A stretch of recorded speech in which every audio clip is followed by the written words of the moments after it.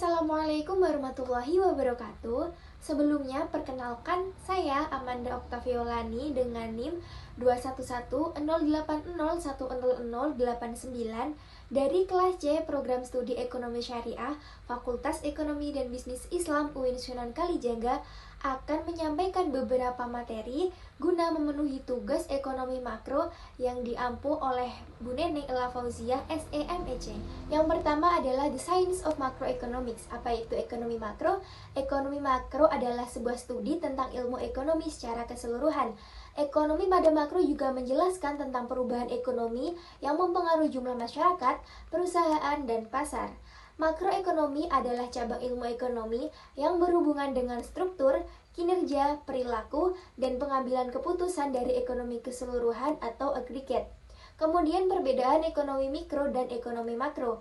Ekonomi mikro adalah suatu cabang ilmu yang membahas variabel-variabel ekonomi dengan ruang lingkup yang lebih kecil. Sedangkan ekonomi makro adalah kebalikan dari ekonomi mikro, yaitu yang mempelajari variabel-variabel dengan ruang lingkup yang lebih besar. Ciri-ciri ekonomi makro. Yang pertama, lingkup kajiannya yang cukup luas. 2. Membahas kepentingan komunal. 3. Bentuk analisisnya yang menyeluruh tapi tidak detail. Yang kedua adalah how market works atau cara kerja pasar. Pasar adalah suatu tempat atau proses interaksi antara permintaan atau pembeli dan penawaran atau penjual dari suatu barang atau jasa tertentu. Kompetisi adalah aktivitas mencapai tujuan dengan cara mengalahkan orang lain atau kelompok. Sedangkan kompetisi dalam pasar terjadi karena satu atau lebih pelaku bisnis merasa terhimpit atau melihat peluang untuk mengubah posisi bisnis menjadi lebih baik. Kompetisi mengarahkan pembisnis untuk terus memperbaiki bisnisnya menjadi lebih unggul dari pesaing, bukan hanya bertahan dalam pasar, tetapi juga bersaing dengan pasar. Permintaan dan penawaran. Permintaan adalah suatu proses dalam meminta sesuatu atau sejumlah barang yang diinginkan dibeli pada suatu harga dan waktu tertentu. Fungsi permintaan adalah sebuah fungsi yang menunjukkan hubungan antara harga barang dengan jumlah barang yang diminta oleh masyarakat. Hukum permintaan yakni ketika suatu harga barang atau jasa turun, maka jumlah permintaan akan naik. Sebaliknya, saat harga barang yang diminta naik, maka permintaan akan turun. Sedangkan penawaran adalah sejumlah barang yang dijual atau ditawarkan pada suatu harga dan waktu tertentu. Selanjutnya adalah saving, investment, and financial institution.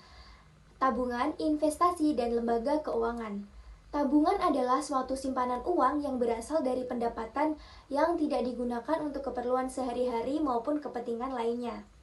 Simpanan uang dapat digunakan dan diambil kapan saja tanpa terikat oleh perjanjian dan waktu.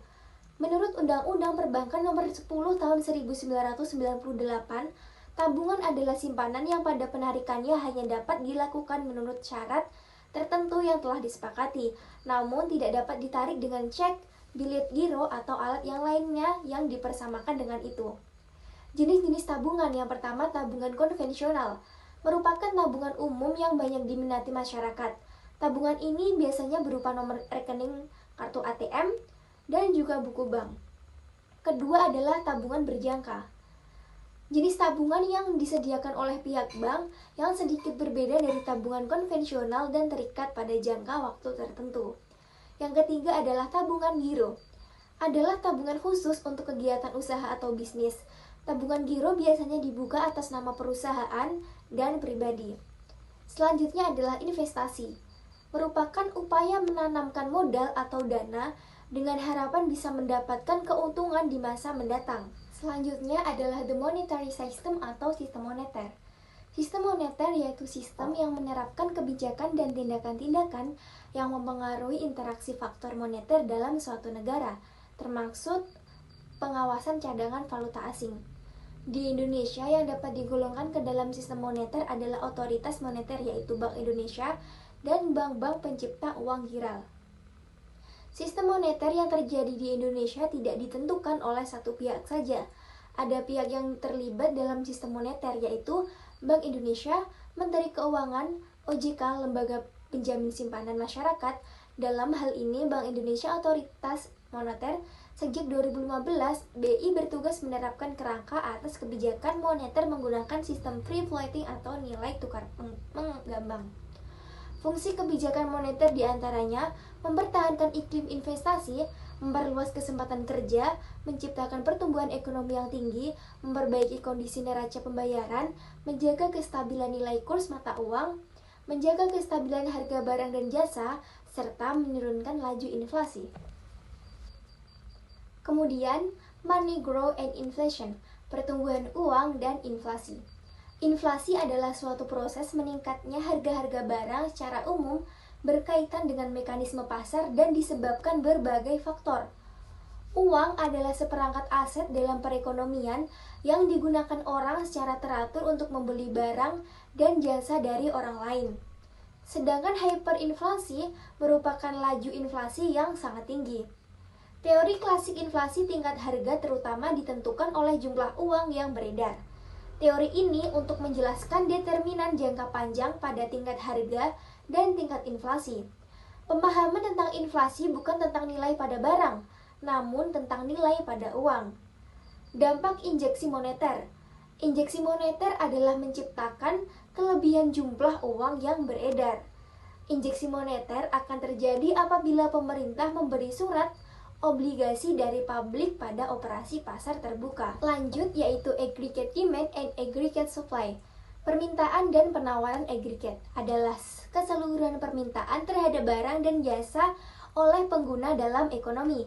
Permintaan agregat menunjukkan hubungan antara keseluruhan permintaan terhadap barang-barang dan jasa sesuai dengan tingkat harga.